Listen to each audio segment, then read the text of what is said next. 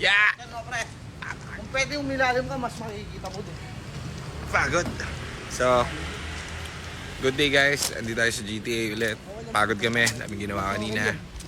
Kasi cash niya. Kwentuhan ko lang kayo. Update. May dumating tayo in 2012. Kaso lang, alam nyo naman, dito ay ubos agad. May nag-aabang niyan. Meron tayong buyer niyan. So, tatapusin na namin ang piyesta na ito para ma-release agad. Kakukuha lang nito pero dati pa ito na reserve kila sir from Bulacan. So, may ano tayo nito, buyer. Inuna na natin kasi siya ay nagme-message sa ating personal account. So, minamadali na natin at papalitan na ang mga dapat palitan with the two lovers. So, tapusin natin to. Hindi man matapos to, bukas na natin pipinishing. 2012 Fiesta. Sold agad. So, may parating naman tayo baka next week. Papahinga-pahinga lang tayo konti. Uunat-unat muna tayo kasi medyo tayo bumibili. So, wala na tayong mabenta kasi ito Ito na yung pag-date mo, no? sold na. Itong blue na EcoSport. Ito may prospect na itong blue na Fiesta. Yung blue na Fiesta ron, may prospect na rin. Napupunta next week. Sila sir, shoutout sa inyo mga bossing na nag-inquire. Ano pa ba? Tinatanggal na namin yun. Ayun, Mazda. Sold na rin. Pinaprepare na yung Mazda natin. Mazda 6. Tapos meron sa ating nag-message, malupit. Shoutout kay sir. Malupit si sir kasi nanonood siya talaga ng vlog natin. So, naalala niyo ba to? So, alala niyo na yung first vlog natin ito. Ito yung EcoBoost natin na all out. Okay, kung maalala niyo, ito yung kinuha sa may Las Piñas, Parañaque area. So, ito talaga ang hanap niya. Tinatanong niya ba't doon nawala yung vlog. Di naman po nawala. Ang problem namin dito, di pa namin naasikaso. Ngayon lang dumating yung pyesa niya na actuator B. Pero lahat ng transmission nito and engine, all goods. Yung engine nito, ang nangyari kasi, dinala to sa shop na hindi naman 40 yung Ford. Ang problem nito dati is dragging issue. So, yung shop na yon pinalitan lahat ng main parts doon sa engine, puro bago, pero sira pa rin. Kaya yung may-ari, binenta sa atin. Ngayon naman, dahil isang araw lang, napaandar na natin agad siya, pinalitan naman namin yung tranny. So, ang bago rito is engine and transmission. Hindi pa rin namin nalilinis, sir. So, buhay na buhay ito. Buhay na buhay itech. Ito yung ating purple na EcoBoost. Ang problem nito, hindi ito nakikita at napapansin ng mga madlang people pag may pumupunta. Kasi, nakatago dito sa LED gi.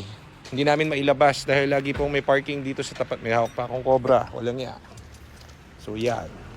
Pero yung parts niya, andito na. Tinatamad lang kaming ikabit dahil inuubos yung kotse po dito sa harapan.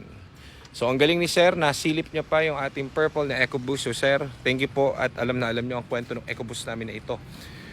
Halos lahat brand new po dyan. So kung interested po kayo, message na lang po si Nico. And ikakabit na namin yung parts. Andito yung parts tayo, kakuha na natin. Kuha na natin yung pyesa. Dito sa loob dumating na nung parang a week ago. Ayaw na, soblay kasi yung mga parts po nun na nabibili dun sa kung saan eh. So, umorder na ako directly dun sa supplier. Dito na yun eh. Ito yata yun. Pabukas nga ito, Nika. Isang kamay lang ako. Yan yung sa purple na EcoBoost. Sweeter B. So, ayan. Sige, labas. So, ito ang inaantay na piyesa ni Actuator B, ni EcoBoost Purple. Kakabit ito sa ilalim ng transmission tapos all goods. Tago ko muna ulit. Hindi namin maasikaso sir kasi daming dumating at nangyari sa shop. Tago muna natin dyan. Bukas na natin ikakabit. Baka po bukas i-vlog natin kapag nagkaroon na tayo ng space dito. Bubuhay namin yung purple na EcoBoost para pa-test run na. Excited nga ako rito kasi halos lahat dyan bago. Kaso lang, hindi maumpisa-umpisaan kasi lagi may nakaharang sa kanya dito. Ayan. Kung mapapansin nyo, lagi siya nandyan sa tabi. Kaya hindi siya napapansin ng mga bumibili. Ang problem, wala pa yung reverse kasi yung actuator B niya nakatanggal. So, Yung transmission niya, napalitan na rin. Ano pa ba pinalitan dyan? Clutch, shift fork. Yun nga, nakatipid kami dun sa engine kasi kung ano na pinagpapalitan dun. Pinalitan yung mga injector, pinalitan yung...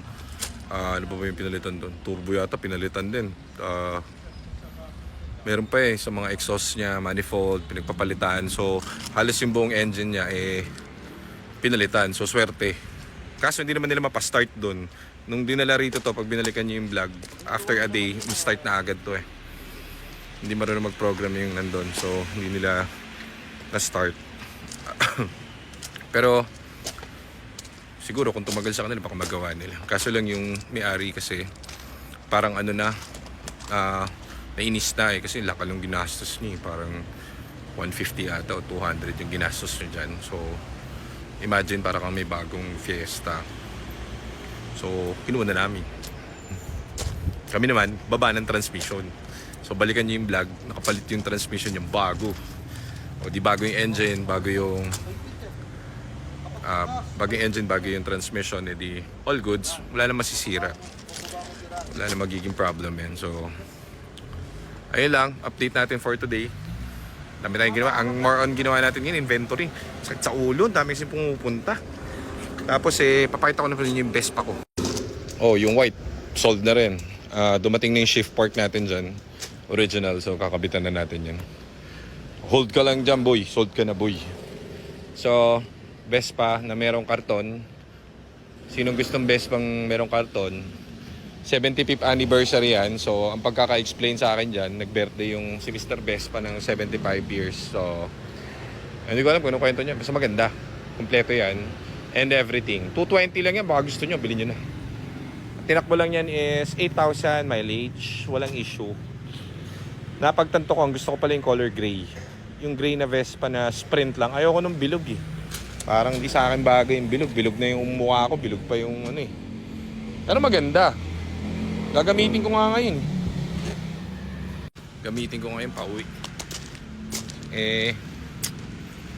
Problema lang. Dami ko kasing bag Kaya hindi ako mapagmotor Yun lang ang problema ko Pero kung ang bag ko isang piraso lang, araw-araw na nakamotor.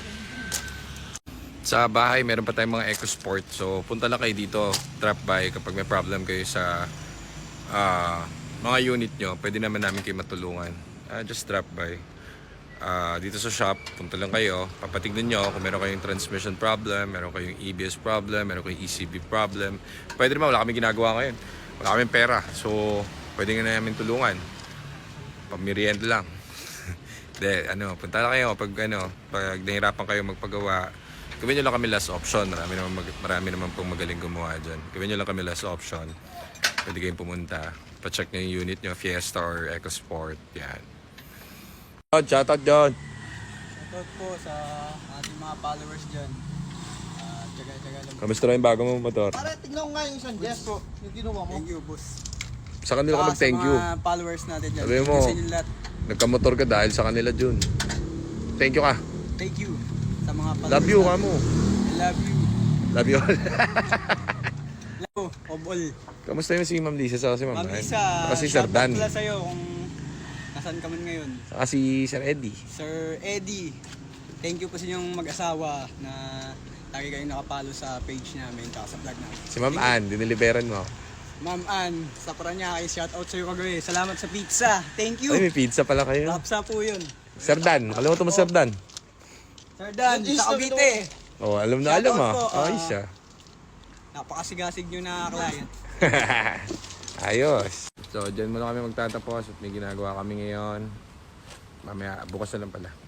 Bukas busy day ulit. So, thank you guys.